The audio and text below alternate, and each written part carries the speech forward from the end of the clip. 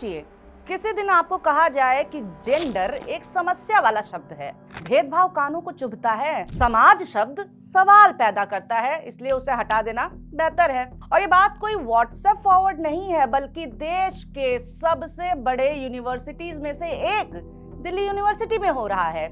ये कहानी किसी एक सिलेबस, किसी एक पर्चे या फिर किसी एक प्रोफेसर की नहीं है, एक बड़े बदलाव की है, जिसमें धीरे धीरे तय किया जा रहा है कि छात्र क्या सोचेंगे, क्या पढ़ेंगे और सबसे जरूरी क्या नहीं पढ़ेंगे। अर्थशास्त्र से जेंडर निकाला जा रहा है, इतिहास से दुनिया हटाई जा रही है, समाज विज्ञान से सवाल छीने जा रहे हैं और साइंस में श्रद्धा को तर्क की जगह बैठाया जा रहा है। ज्ञान के पूरे ढांचे को एक नए सांचे में ढालने की कोशिश की जा रही है। इस वीडियो में हम बात इसी पे करने वाले हैं, तो चलिए शुरू करते हैं।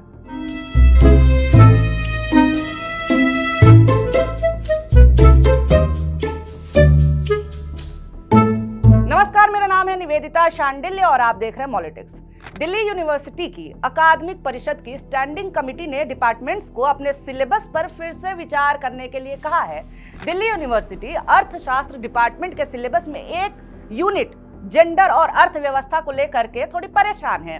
इसी यूनिट की एक सब यूनिट है अपराध और जेंडर। स्टैंडिंग कमेटी का कहना है कि अर्थशास्त्र का जेंडर से क्या लेना देना है और अपराध का जिक्र क्यों हो रहा है।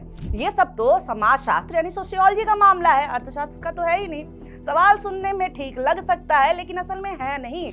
दरअसल औरतों के खिलाफ घर के भीतर और बाहर होने वाली हिंसा का सीधा संबंध अर्थव्यवस्था से भी है। हिंसा महिलाओं की काम करने की क्षमता, उनकी प्रोडक्टिविटी, उनके रोजगार में भागीदारी और उनकी आमदनी, हर एक चीज सब कुछ को प्रभावित करती है। अगर कोई महिला डर के कारण काम पर नहीं जा पा रही है, पढ़ाई छोड़ रही है या स्वास्थ्य समस्याओं को जूझ रही है, तो इसका असर अर्थव्यवस्था पर तो पड़ेगा ही ना।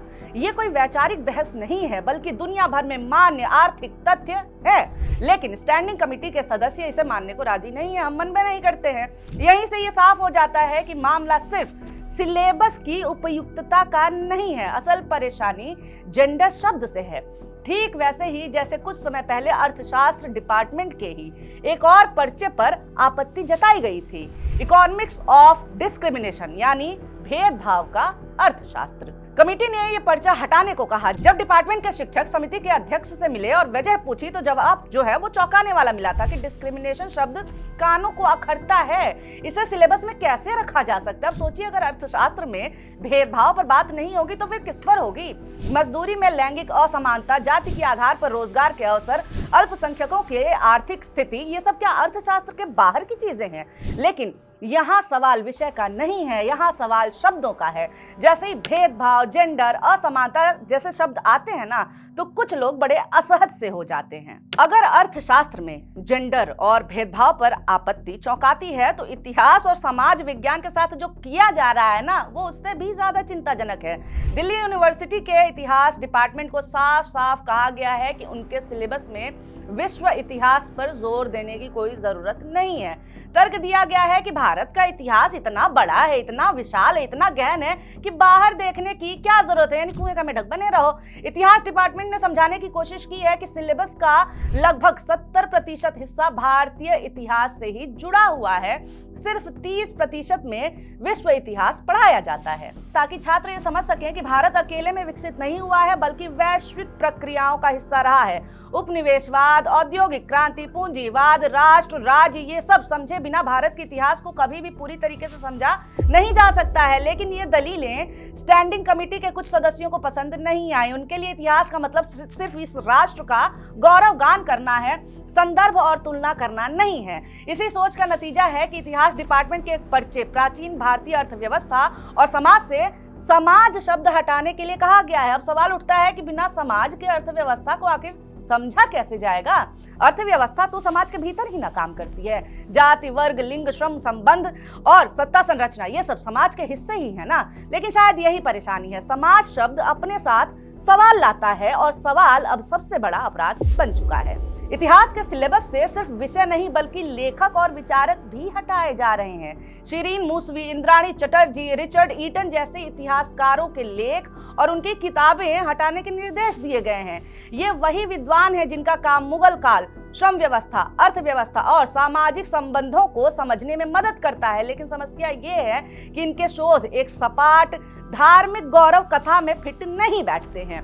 पॉल ब्रास जैसे राजनीतिक समाजशास्त्री का नाम तो खास तौर से निशाने पे है। याद होगा कि कुछ साल पहले दिल्ली पुलिस ने शर्जील इमाम पर आरोप लगाते हुए ये कहा था कि उसने पॉल ब्रास की किताबें पढ़ी थी जिससे उसका दिमाग प्रभावित हो गया। अब वही पॉल ब्रास दिल्ली यूनिवर्सिटी के सिलेबस से भी हटाए जा रहे हैं। यानी अब किताबें सिर्फ पढ़ने लायक नहीं बल्कि शक के घेरे में है। यूनिवर्सिटी प्रशासन छात्रों को कथित खतरनाक विचारों से बचाने का जिम्मा उठा रहा है। इतिहास के साथ साथ समाजशास्त्र, राजनीति विज्ञान, भूगोल डिपार्टमेंट भी, हाँ जी जमीन भूगोल डिपार्टमेंट भी इसी दबाव में है।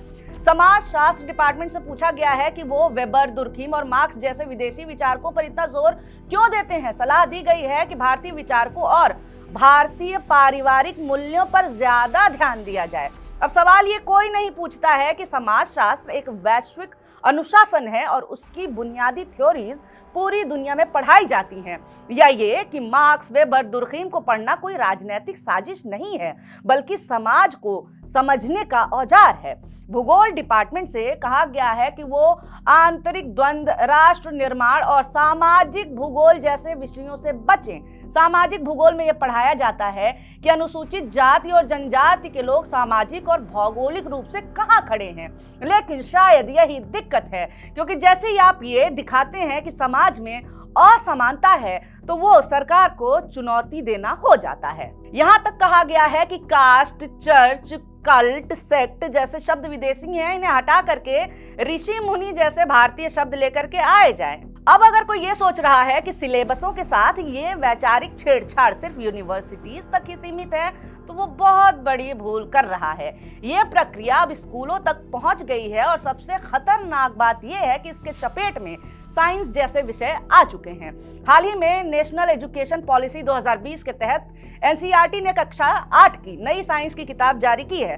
देखने में ये एक सामान्य सी पुस्तक, पाठ्य पुस्तक लगती है, लेकिन इसके भीतर आप झांकेंगे तो साफ दिखाई देगा कि अब साइंस को भी विरासत और गौरव के मसाले में लपेट करके परोसा जा रहा है। इस किताब में बताया गया है कि भारत में चेचक के टीके से पहले वेरियोलेशन नाम की तकनीक प्रचलित थी, जिसमें संक्रमित व्यक्ति के घाव से मवाद लेकर किसी स्वस्थ व्यक्ति की त्वचा पर लगाया जाता था। इसे इस तरह से पेश किया गया है जैसे ये आधुनिक वैक्सीन का देसी शुरुआती रूप हो। सुनने में ये बात प्रभावशाली लग सकती है, लेकिन इसमें एक बुनियादी धोखा छुपा हुआ है। वेरियोलेशन कोई वैज्ञानिक खोज नहीं थी बल्कि एक परंपरा थी, बिना नियंत्रित प्रयोग, बिना डेटा, बिना सुरक्षा मानकों के। इसमें कई बार लोग गंभीर रूप से बीमार हो जाते थे और मौत का खतरा भी रहता था। इसके बाद इसी किताब में आचार्य कणाद का भी जिक्र आता है, जिसमें यह कह करके पेश किया गया है कि उन्होंने हजारों साल पहले परमाणु सिद्धांत दे दिया था। सच ये है कि कणाद का विचार एक दार्शनिक अवधारणा थी। ये ना तो किसी प्रयोग से निकली थी और ना ही किसी गणितीय मॉडल पर आधारित थी। आधुनिक एटॉमिक थ्योरी जॉन डाल्टन और उसके बाद के वैज्ञानिकों के काम का नतीजा है, जिसमें प्रयोग, मापन और विश्लेषण की प्रक्रिया पूरी तरह से शामिल है। लेकिन किताब ये फर्क साफ साफ नहीं बताती है। नतीजा ये है कि छात्र ये मानने लगे हैं कि आधुनिक विज्ञान क्या है, वो तो हमारे प्राचीन वालों की नकल है। किताब में भास्कराचार्य के जरिए प्रकाश विज्ञान को भी खींच करके लाया गया है। कहा गया है कि उन्होंने जल पात्र के माध्यम से ग्रह नक्षत्रों की स्थिति नाप ली थी और परावर्तन के सिद्धांत को भी समझ लिया था। सच ये है कि भास्कराचार्य महान गणितज्ञ और खगोल शास्त्री थे, लेकिन उनके अवलोकन धार्मिक और पंचांग संबंधी गणनाओं के लिए थे। आधुनिक ऑप्टिक्स परावर्तन और अपवर्तन के नियम नियंत्रित प्रयोगों और गणनाओं से विकसित हुए हैं। अवलोकन और वैज्ञानिक सिद्धांत के बीच का फर्क यहाँ धुंधला कर दिया गया है। इतना ही नहीं, तैत्तिरीय संहिता में सूर्य के उत्तरायण और दक्षिणायन की यात्रा के वर्णन को भी वैज्ञानिक खोज की तरह से पेश किया गया है, जबकि सूर्य की गति को देख करके समय मापना दुनिया की लगभग हर प्राचीन सभ्यता में किया गया था। मिस्र, चीन, माया सभ्यता सभी ऐसा करते थे। इसे सिर्फ भारत की खोज बताना ऐतिहासिक और वैज्ञानिक दोनों ही तरह से पूरी तरह गलत है। यूनिवर्सिटी का सिलेबस बदला जा रहा है, इतिहास की किताबों पर बहस है, साइंस में परंपरा जोड़ी जा रही है, लेकिन जब इन सबको जोड़ करके देखा जाता है तो एक पैटर्न साफ नजर आता है कि ये कोई बिखरी हुई गलती नहीं है, बल्कि ज्ञान को वैचारिक नियंत्रण में लेने की एक संगठित प्रक्रिया है, ऊपर से नीचे तक। ये प्रक्रिया सिर्फ दिल्ली यूनिवर्सिटी की स्टैंडिंग कमेटी तक ही सीमित नहीं है, इसके संकेत संसद, मंचों, टीवी बहसों और सरकारी नीतियों तक फैले हुए हैं। बीजेपी के कई नेता खुलेआम ये कहते रहे हैं कि वेदों में तो भैया सब कुछ पहले से ही लिखा हुआ है, चाहे वो क्वांटम फिजिक्स हो, रिलेटिविटी हो या फिर जेनेटिक साइंस, हाँ सब लिखा हुआ ही है। सुधांशु त्रिवेदी जैसे नेता पूरे आत्मविश्वास के साथ ये दावा करते हैं कि आधुनिक विज्ञान बस प्राचीन भारतीय ज्ञान की नकल है। अरे पुष्पक था ना, ये तो हवाई जहाज नकल होता है एकदम। ना कोई डेटा है, ना कोई रिसर्च है, ना कोई प्रयोग है तो सिर्फ दावे और तालियां। प्रधानमंत्री नरेंद्र मोदी भी इसी सोच की एक कड़ी है। आयुष मंत्रालय का गठन ये जानते हुए किया गया कि आयुर्वेदिक पद्धतियों की वैज्ञानिक पुष्टि बेहद सीमित है, इसके बावजूद इसे एक वैकल्पिक नहीं बल्कि समानांतर चिकित्सा प्रणाली के तौर पर बढ़ावा दिया गया। 2014 में मुंबई के एक मेडिकल कॉलेज के उद्घाटन पर दिया गया उनका एक भाषण याद करिए आप, जिसमें उन्होंने महाभारत के कर्ण को टेस्ट ट्यूब बेबी का उदाहरण बताया था और भगवान गणेश की कथा को प्राचीन प्लास्टिक सर्जरी का प्रमाण। ये बातें धार्मिक आस्था का हिस्सा हो सकती हैं, हम मानते हैं, लेकिन इन्हें विज्ञान की तरह पेश करना एक गंभीर समस्या है। यही सोच अब सिलेबसों के जरिए संस्थागत रूप ले रही है। यूनिवर्सिटीज में जाति, जेंडर, भेदभाव जैसे विषय हटाए जा रहे हैं और स्कूलों में परंपरा को साइंस के रूप में पढ़ाया जा रहा है। मतलब साफ है, जो सवाल पूछता है वो असुविधाजनक है और जो गौरवगान करता है वही स्वीकार्य है। ये ज्ञान का चयन नहीं है, ये ज्ञान की छटनी है। आपको भी ऐसा लगता है क्या? कमेंट करके बताइए। नहीं लगता है, बुरा लगा हो तो भी बता सकते हैं, कोई दिक्कत नहीं है। वीडियोस अंत तक देखा है तो लाइक कर दीजिए और सपोर्ट करने का जो एक सबसे आसान तरीका है सब्सक्राइब, वो तो कर ही सकते हैं ना यार, कर दीजिए। ठीक है, मिलते हैं अगले वीडियो में। बहुत शुक्रिया, बहुत धन्यवाद।